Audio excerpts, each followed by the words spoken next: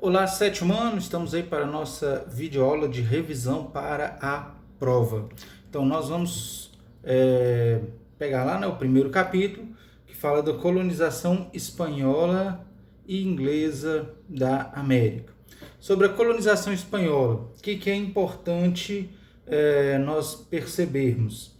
Primeiro, a conquista do Império Azteca e a conquista do Império Inca, porque são duas histórias muito parecidas, né? Como vocês podem ver aí no livro de vocês, a partir da página 4, né? Então, a partir da página 4 vai falar aí da conquista do Império Azteca e do Império Inca. Nós já estudamos no outro capítulo, né? Esses dois povos, né? O povo Inca e o povo Azteca. O povo Azteca habitava ali a região do México, onde hoje é o México, e o povo Inca na região onde hoje é quase toda a América do Sul, com exceção do Brasil, claro, né? Mas Peru, Bolívia, Chile, Argentina, né? Então toda essa região era habitada pelo povo Inca, tá certo? Em que sentido as duas histórias são semelhantes? O Império Azteca foi conquistado, né, pelo Hernán Cortés. Né? Hernán Cortés ele chegou, né, onde atualmente é a cidade do México. Naquele tempo era a capital do Império Azteca, se chamava Tenochtitlan. Né?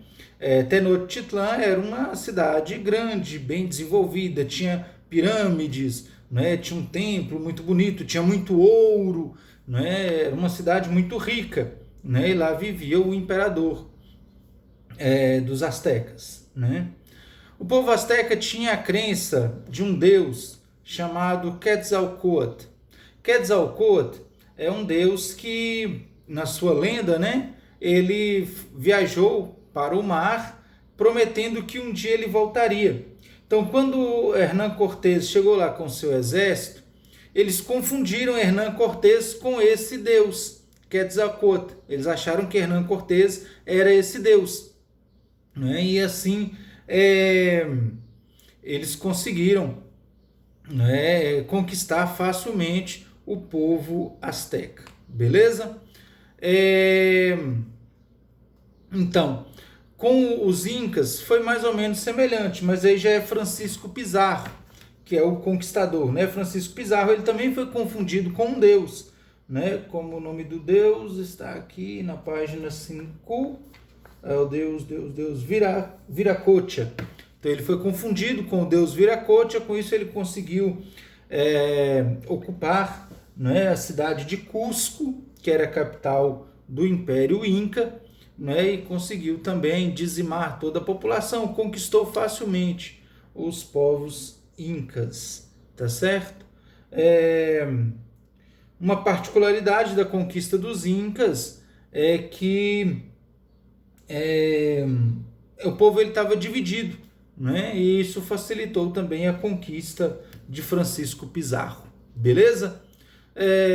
Sabendo disso daí, você já tem condições de responder a questão 1 e 2. Então, a questão 3 vai falar de como era organizada a sociedade na América a partir da conquista dos espanhóis. E tem aí na página 8 do livro, né, vocês vão encontrar a resposta para a questão 3, tá certo? Que vem falando aí do que eram os adelantados, os chapetones, os cabidos, os crioulos, né? Que assim estava organizada a sociedade espanhola, tá certo? Tá muito fácil essa questão, tá aí bastante claro, né, na página 8 do livro. Né? Eu não posso explicar mais, que se eu explicar mais eu vou dizer a resposta para vocês.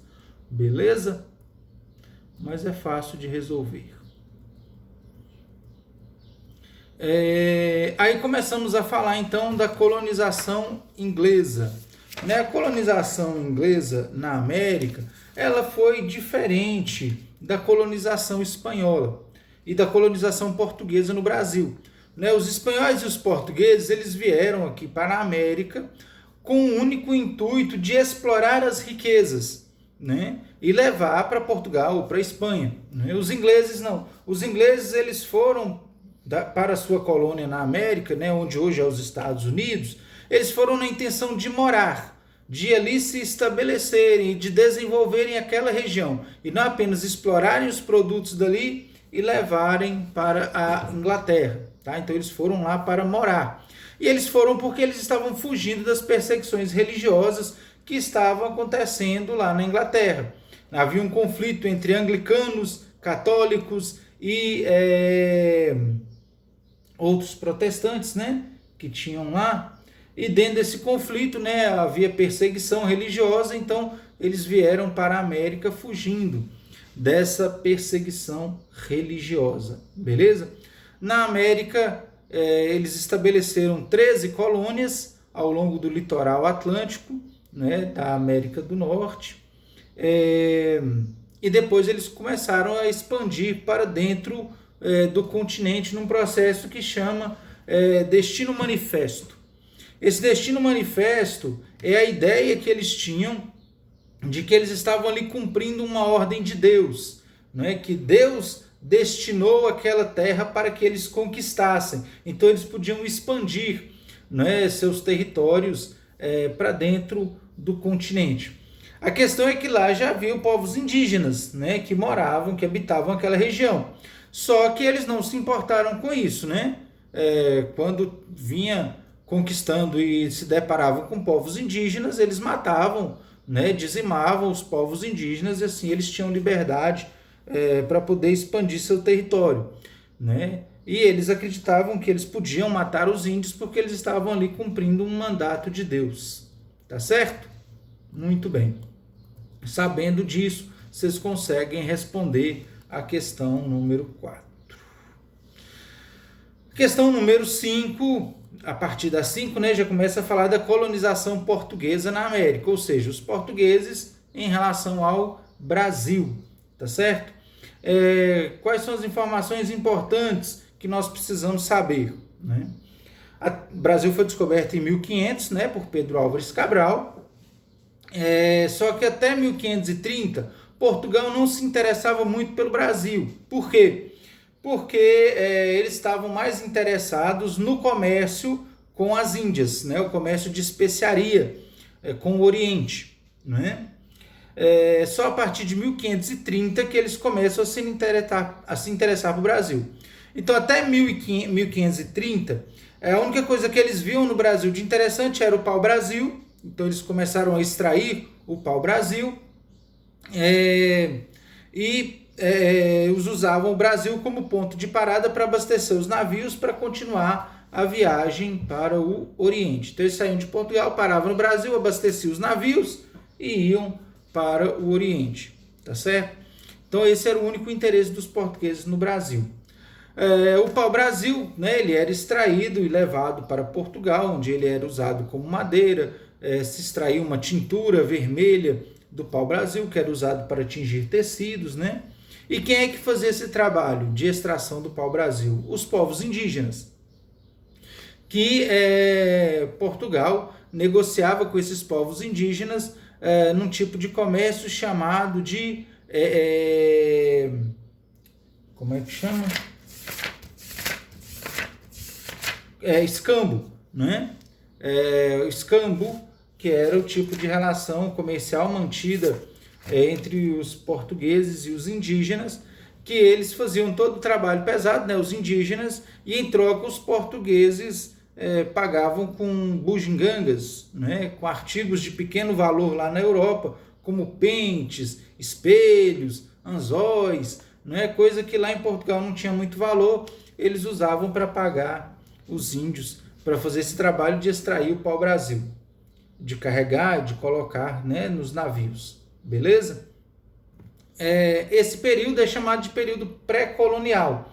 Ele é chamado de período pré-colonial porque os portugueses não tinham interesse em vir morar no Brasil, né? Como eu falei, eles só usavam o Brasil como ponto de parada, para pegar o pau-brasil ou para abastecer os navios para seguir viagem para o Oriente, né? Foi só a partir de 1530 que os portugueses começaram a vir para o Brasil para morar no Brasil. Aí a pergunta, por que eles vieram morar no Brasil? Eles vieram morar no Brasil, primeiro para proteger o Brasil de invasões de outros povos, né, como os franceses, os ingleses e os holandeses, né, que estavam aqui beirando o Brasil, né? Então os portugueses vieram para cá para poder não deixar esses outros povos ocuparem o Brasil. Também eles vieram para explorar, né, a plantação da cana-de-açúcar. Foi um negócio muito lucrativo no início do Brasil colônia.